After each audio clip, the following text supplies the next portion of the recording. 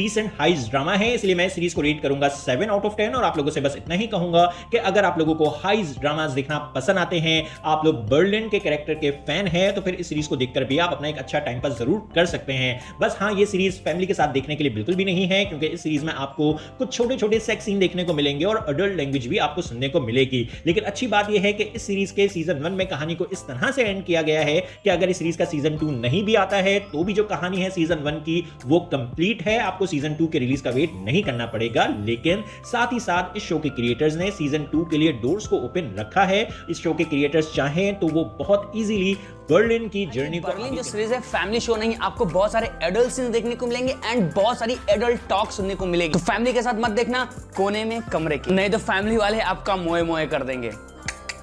Money heist अगर आपने नहीं देखी एंड माइंड में आपके ये चल रहा है कि भाई इसको देखने के लिए क्या हमें मनी हाइस्ट पूरी देखनी पड़ेगी, तो बस मैं इतना बोलूंगा कि अगर आपको बर्लिन के कैरेक्टर के बारे में थोड़ा भी बहुत नॉलेज है, वो कौन था, उसने मनी हाइस्ट में किया क्या, तो इतने से भी नॉलेज से आपका काम चल जाए। It's a pure fan service, meaning कि इन केस अगर आपने बर्लिन के कैरेक्टर को मनी हाइस्ट में एंजॉय किया होगा, उसको देख करके आपको मजा आया था एंड वहां पर आपको ऐसा लगा था कि हाँ इसकी जर्नी को मैं और ज्यादा फॉलो करना चाहता हूं एज ए फैन, देन भाई ये चीज आपके लिए, क्योंकि भाई पूरी तरीके से इस सीरीज को कंधे पर उठाया बर्लिन के कैरेक्टर ने एंड जिस हिसाब से उसको इस सीरीज में प्रेजेंट किया गया है, जिस हिसाब से उसकी आशिकी को इस सीरीज में प्रेजेंट किया गया है, जिस हिसाब से उसके फन एलिमेंट को प्रेजेंट किया गया है, जिस हिसाब से उसको प्रोफेसर टाइप सीरीज में मेन लीड रोल दिया गया है, वो सब देख करके आपको मजा आना। आप मनी है इस मुझे बहुत ज्यादा एवरेज लगी, बट स्टिल कहीं ना कहीं एंटरटेनिंग थे, तो मेरा काम हो गया। मुझे इसने बोर नहीं किया, देख करके मजा आ गया बर्लिन के कैरेक्टर को स्पेशली, इसलिए मैं इससे उनको ओवरऑल जज करते रहूंगा 7.5 आउट ऑफ। मेरे अपने एक्सपीरियंस के तो ऑनेस्टली स्पीकिंग जब मैंने क्विक रिव्यू शो का दिया था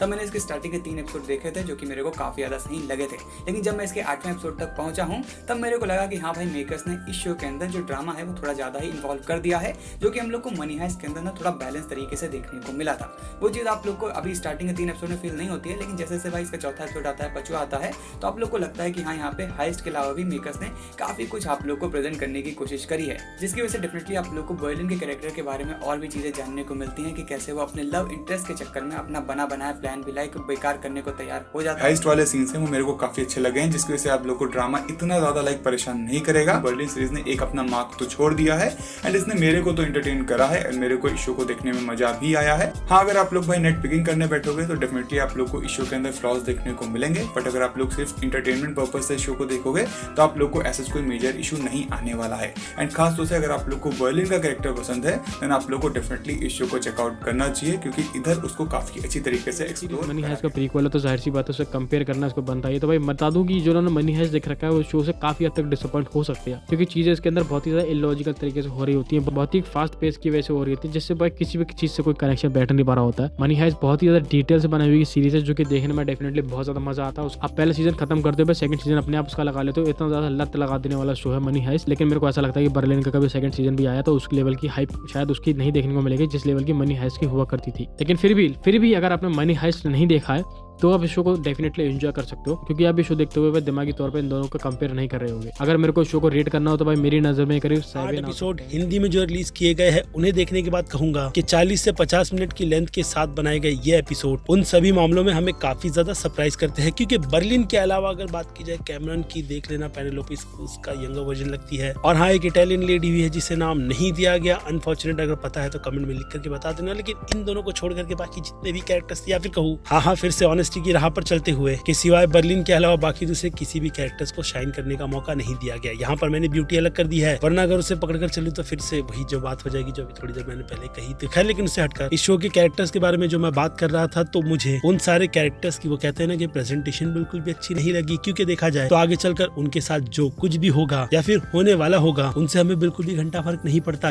लेकिन फिर भी मैं कहूंगा उन सबको देख करके मुझे काफी ज्यादा मजा आया। यानी ये शो मैंने जो उम्मीदें लगाकर रखी थी उसकी बाउंड्री पार कर एक ऐसा शो बन जाता है जिसे मैं आपको भी रिकमेंड करूंगा कि खाली समय, हाइस्ट, प्यार, मोहब्बत, इन सारी चीजों को अगर देख सकते हो खास करके खाली समय में, तो फिर बर्लिन जैसा शो आपको बिल्कुल भी डिसअपॉइंट नहीं करेगा। और बात रही मनी हाइस्ट के उन कट्टर फैंस की जो लोग इस दुनिया में बहुत कुछ होता हुआ देखना चाहते हैं, तो अनफॉर्चुनेट 3 से 4 एपिसोड में हमें उन डिटेल्स को दिखा करके एस्केप प्लान पर जो पूरा का पूरा फोकस किया, शो को फटाफट से देखता लो। जिसके बाद अब बात की जाए सीधे रेटिंग्स की, तो ज्यादा डिटेलिंग में जाने की जरूरत है नहीं, इसलिए सीधे आ जाए मास ऑडियंस पर। तो उनकी नजर में नो डाउट ये शो सीधे सीधे सीधे एक ही कैटेगरी डिजर्व करेगा। जिनके बाद बात की जाए क्रिटिक्स की, तो क्रिटिक्स का प्यार इस शो को काफी अच्छा खासा मिल रहा है। जिस हिसाब से उनकी भी नजर में ये शो कहीं ना कहीं B+ की कैटेगरी तो डिजर्व करता ही है। और गेस व्हाट, उनकी राह पर चलते हुए मैं भी इस शो को सीधे सीधे B+ की कैटेगरी में रखूंगा। और यही कहूंगा जो मैं बार बार कह रहा हूँ कि टाइम मिले तो फटाफट से देख डालो। नेटफ्लिक्स वालों ने इसमें अपनी बकचोदी को छोड़ करके बस क्रिएटर को पूरा का पूरा मौका दिया है कि वो लोग जो चीजें चाहते हैं वो दिखाएं।